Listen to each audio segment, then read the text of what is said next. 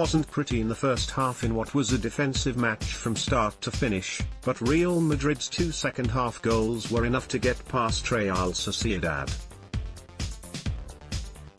Here are 3 takeaways from the win that pushed Los Blancos into first in La Liga.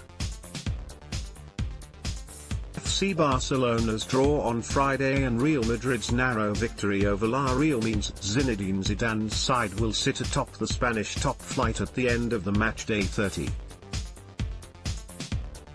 After drawing and winning over their rivals early this season, Los Blancos are in first despite being level on points.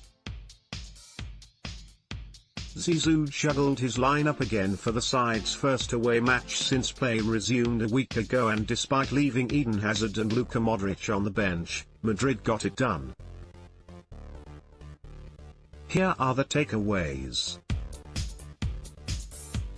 Veteran leadership provides the offense. The goals for Real Madrid came from Sergio Ramos through a penalty kick in the 50th minute and Karim Benzema in the 70th. The Big Benz and El Capitan lead the team in goals this league campaign, 17 and 7 respectively, and rose to the occasion once again tonight. The high, constant press of the hosts rattled Real Madrid in the first half, and the team totaled 10 shots with 6 on target.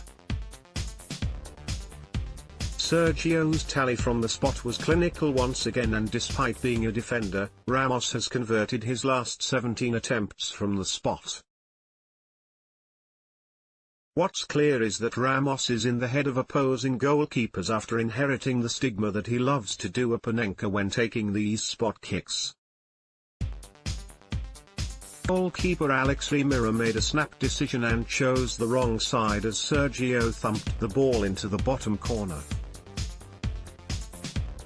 The second goal, which would be the game winner, was another masterclass from Benzema.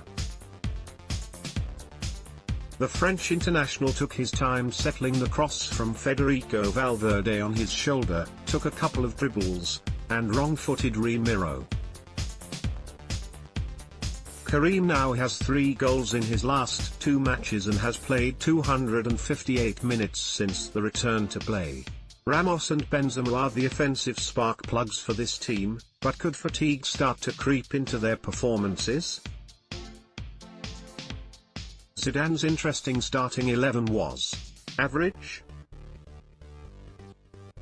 The talking point of many fans ahead of kickoff was the decision by the manager to bench both Eden Hazard and Luka Modric after the two were brilliant against Eibar and Valencia. Instead, Zizou rolled out Vinicius Jr. to play on the left side and deployed James Rodriguez as a right midfielder/winger. Federico Valverde started for the second consecutive match, and Casemiro and Toni Kroos both started for the third time since play resumed. After failing to use James in the first 2 games since the pandemic put a hold on all matches, it was a bold decision to deploy the Colombian as a hybrid winger, and he was decent once he got warmed up. Vinicius, on the other side, was simply stunning all night. While he is no Hazard, his ability to dribble past fullbacks and the pace he offers creates space for his teammates. It was the young Brazilian who drew the penalty just after half-time thanks to some nifty moves and great footwork. Although his finishing and decision-making in the box are still underwhelming, it was a game to remember for the number 25. Once again, the question will be asked, should Hazard be moved to the right so Vinicius can start on the left? The answer appears, for the moment, to be no, since Zidane has enjoyed deploying 4 midfielders and using them in different roles. Night matches and everything to play for tonight, Real Madrid fans can sleep soundly knowing that they are atop La Liga once again. Keep in mind, there are still 8 matches to play and the fixture schedule gets more and more congested as we approach the beginning of July. Real's next two matches are against clubs battling to stay out of the relegation zone, RCD Mallorca on Wednesday and Espanyol on Sunday, so they shouldn't be too difficult.